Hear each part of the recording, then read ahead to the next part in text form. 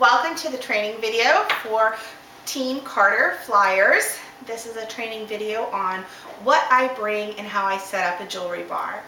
I bring 2 totes to each jewelry bar. I bring my Origami business bag and I bring a 31 large utility tote. I do not bring any more than these 2 bags because I want, when I walk in the door, for everyone there to see how easy it is to set up a jewelry bar and how it's very duplicatable and they can see themselves doing it. It's very important.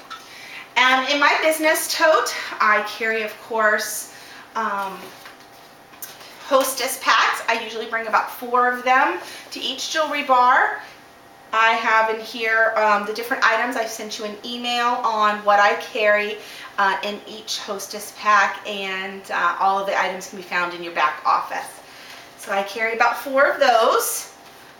Most importantly, you want to carry your calendar because you want to know when you can book those future jewelry bars. I bring about 10 to 15 order forms. They are the official Origami 2-copy order forms. It's very important to use these to give your customer the yellow copy because our return policy is on the back, and you want to be sure each customer has that. So I bring those with some clipboards.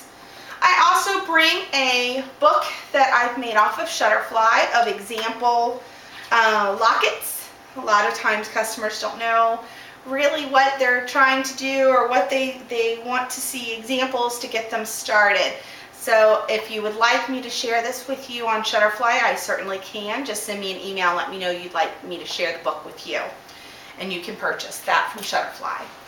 I also keep in this bag catalogs. Very important to bring enough catalogs for each guest. I believe every guest should take home a catalog even after they've ordered because they're going to be getting lots of compliments on their lockets, so you want them to be sure to have a catalog on hand.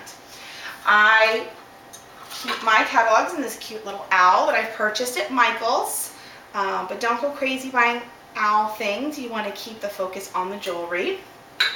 Bring ink pens. I generally set up a checkout station that isn't right by my table.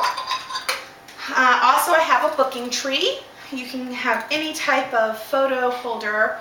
I put hot dates on here along with some visual aids of dangles of what they'll receive for hosting. So usually at checkout, as I'm adding up and totaling their order, I'll say, Sally customer, when can we book your jewelry bar? Would you like to pick one of my hot dates? Of course, I can accommodate your schedule. So this is kind of a visual aid to remind her that I want her to book a party, book a jewelry bar. Okay, so I have this little bodice here I picked up from Marshall's for $12.99. There's all different styles that you can get. I have some jewelry holders here. I think these were purchased at Ross or TJ Maxx, all relatively inexpensive. Again, just to fit your style. This was Ross, $6.99. So you don't need to go out and spend a fortune on your holders, just something nice and simple to display your jewelry. I usually include a mirror, unless the hostess has a nice big mirror on her walls, which sometimes they do. Okay, so as far as what I bring, I always count how many lockets that I'm bringing, so I go home with the right amount of lockets. And I do not have inventory. Everything that I have here is display only, and everything I do is I drop ship direct to the customer, not to the hostess and not to myself. You want to set them up to know that's how the business is run, because when you're super duper busy, like I just know that you're going to be, you're going to want to be sure that you're direct shipping to each customer. So everything again here is just display only. What I do is, because oftentimes when I'm cleaning up, I want to be, or I'm setting up, I want to be talking with my hostess and getting to know her a little bit better. So I don't want to be too concentrated on what exactly I'm putting up or putting away. So my rule of thumb is the chains or the tags. Every single cookie that I have in my bag has something in it. That way I know without having to really be too focused if I have everything when it comes to cleanup time. So we just set these out. Different displays, different lengths. I keep the lockets in their boxes. So the chains usually are just alone in the fortune cookies. And so I leave those out to display because you want to be sure that everybody sees what the customer packaging is. And I have a few cutesy little owls that I put out, but not too many. I display the takeout box.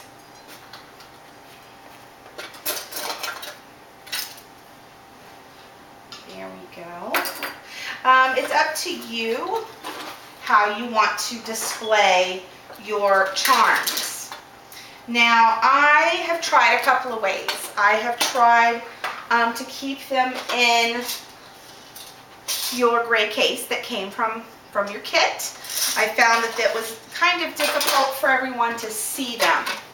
I've also tried to keep them in the gem jars, and I do keep my birthstones in here because they are so tiny, and I usually will put them near my table.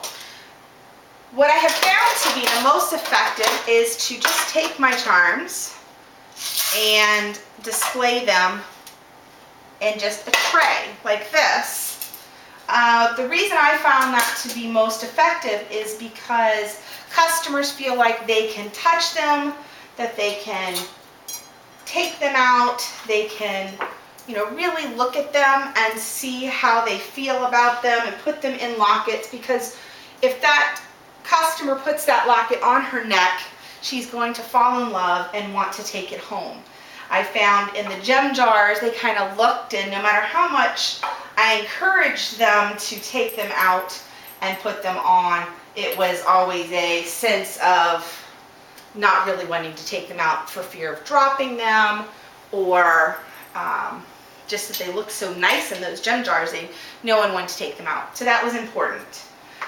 So I found displaying them like that has been most effective. I usually will use a table that the hostess provides. I do like kitchen islands, are very nice because they have great lighting. Dining room tables are nice. The most important thing you want to remember is lighting. Without good lighting, they can't see the jewelry, and it's not as good of an experience.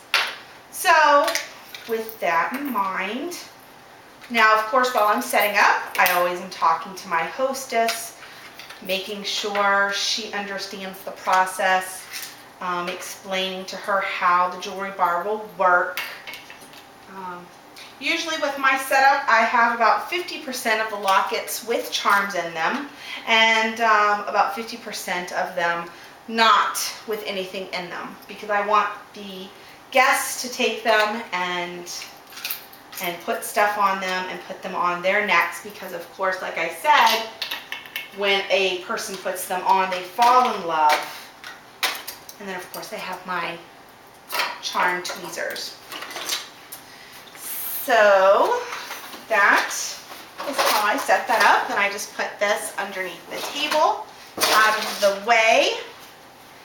And let's see, did I forget anything? I think not. At this point, I would put the lockets on each of the chains, and then I would go and ask my hostess how I can help her, because I want to make this experience pretty smooth and easy.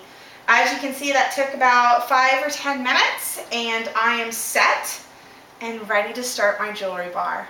I hope you found this video helpful. If you have any questions, you give me a call, 813-210-1588. Or friend me on Facebook. My email is jajmcarter@verizon.net. If you aren't a current designer and you're watching this and you find this interesting, I would love to hear from you and add you to our team.